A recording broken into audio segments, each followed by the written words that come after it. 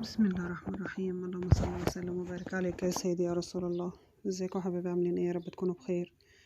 كل سنة وانتم طيبين. خلاص كلها ايام ويهل علينا الشهر الكريم، عاده الله علينا بالخير واليمن والبركات. كل سنة وانتم بخير. طبعا النهاردة هنعمل ايه؟ يلا يا ام حبيبة، هنعمل ايه؟ عندنا شوية دقيق كده، يلا بينا نشوف هنعمل بيهم ايه. طبعا عندي هنا خميرة فورية علشان نعجل ايه بالخمرة، لان انا كنت محتارة على الاكل فقلت ايه اخترع كده اختراع من اختراعاتي.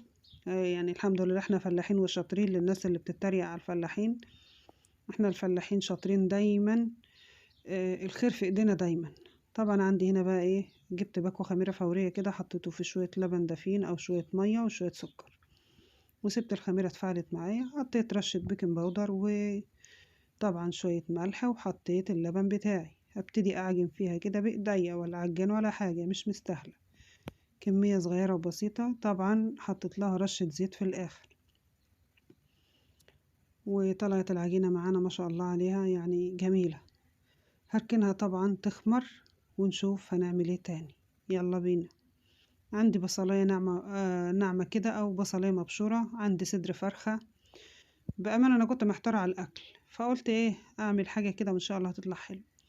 عندي الصدر فرخة كده قطعته. طبعا دي العظمة بتاعت الصدر، فأنا ما برضاش أرميها، بتبقى فيها لحمة وبتبقى فيها حتة قرقوشة كده، أنا بحبها. شوح البصلاية لما تدبل، بعد كده نزل فيها ايه الفراخ انا مقطعاها ونقعها في برتقانية كده، حتى كان في حتة برتقانية وعليها توابل. عندي جزرة مبشورة، كوسية مبشورة، بطاطسية مبشورة، وعود خضرة كده ايه، كزبرة وشبت، و... وحطيت رشة سكر بسيطة كده بتحلي طعم الأكل. أديها تقليبة وأسيبها كده ايه تتشوح براحتها. جينا بقى العجينة بتاعتنا خمرت وبقت جميلة. قطعتها ايه الوصفة دي، حابين تعملوها مثلا قطع صغيرة ماشي، حابين تعملوها قطع كبيرة زي ما انا عاملاها كده برضو ايه برضو ماشي. طبعا قطعتها انا ايه قطع كبيرة، عايزة كل واحد ايه رغيف او فطيرة او قرصة. هبتدي ايه افرد فيها كده. ممكن تحط لها سمسم، بس انا هفضل ان انا احط السمسم على الوش. جبنا بقى الفراخ بتاعتنا بعد ما استوت. انا حد هيسألني انا ليه بدخل الخضار، انا بحب ادخل الخضار فيها، بتزود الكمية معايا وطبعا فايدة اكتر. كنت ناسية الجبنة، المفروض الجبنة كنت حطيتها ايه تحت قبل الحشوة. يعني الحشوة دي كانت جميلة. ممكن تحشيها لانشون، ممكن تحشيها ميكس جبن، ممكن تحشيها مربى، ممكن تحشيها اللي تحب تحشيه. رشة جبنة موتزاريلا كده. هلم بقى العجينة بتاعتي، سموها بقى قرصة، سموها فطيرة، سموها رغيف حواوشي، انا سميتها فطيرة. على فكرة العجينة ديت ممكن تنفع تعملوها قرص لرمضان، شبه عجينة الفينو كده. ممكن تستغني عن البيكنج باودر. انا فضلت البيكنج باودر عشان تبقى خفيفة وحلوة. ممكن تستغني عن البيكنج باودر. هلمهم كده ايه واحدة ورا التانية. هما حتة العجينة دي عملت معايا 6 قطع، بس في ايه واحدة طلعت صغيرة كده، ما خدتش مننا وقت ولا حاجة. ممكن تعملوها كده وانتوا قاعدين. طبعا بقى ايه حبيبة دهنت لنا الوش، دهنت الوش مية وعشان السمسم يمسك فيه، بس طبعا انا مصورتش المقطع ده. ورشيت عليها ايه حتة سمنة كده تديها ريحة وطعم، والصواني دي دهنتها سمنة.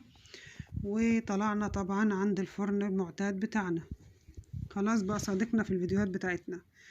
انا يا جماعة بفضل اشتغل في الفرن ده للتوفير، وللحاجة بتبقى احلى فيه واطعم كمان. هتشوفوا لونها دلوقتي وهتشوفوا جمالها كانت عاملة ازاي. ما شاء الله حاجة كانت تبارك الله.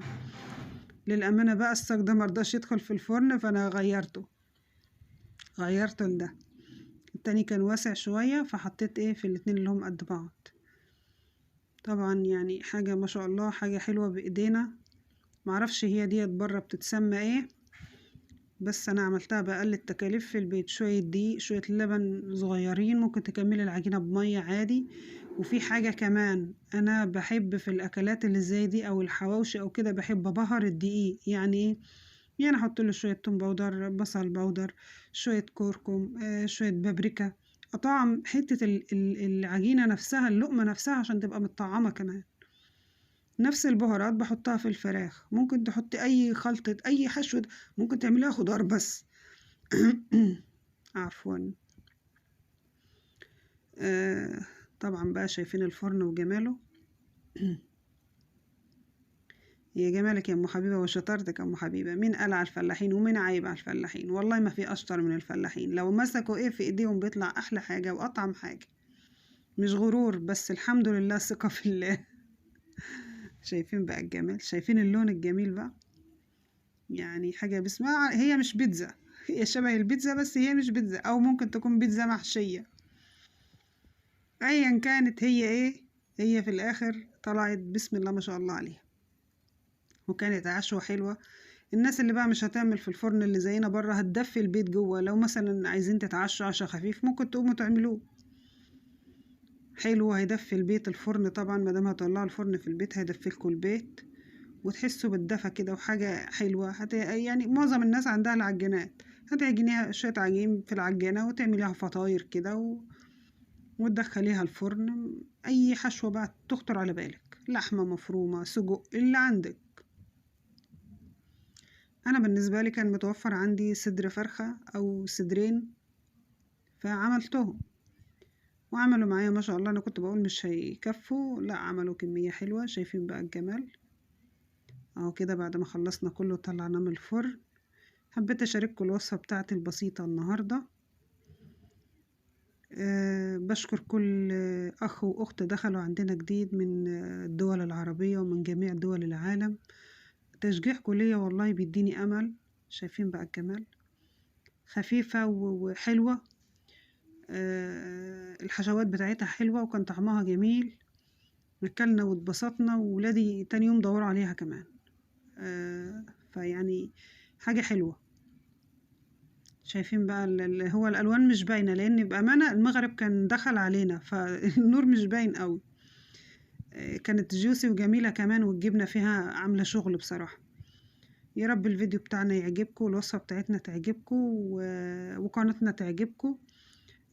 شاركونا بتعليقاتكم الحلوة وبكومنتاتكم الحلوة. يا ريت شير للفيديو واشتراك. اللي مش مشترك عندنا يشترك ان شاء الله. قناتنا هتعجبكم لو حاجة بسيطة فيها. ادعمونا بلايكاتكم وبكومنتاتكم. كل سنة وانتم طيبين. ربنا يعود علينا الأيام بخير. رمضان كريم. الله أكرم طبعا.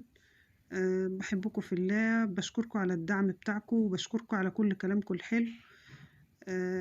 بحبكم في الله. أحلى أخوات وأحلى متابعين في الدنيا لقناتنا، قناة منوعات أم حبيبة كامل. بحبكم في الله.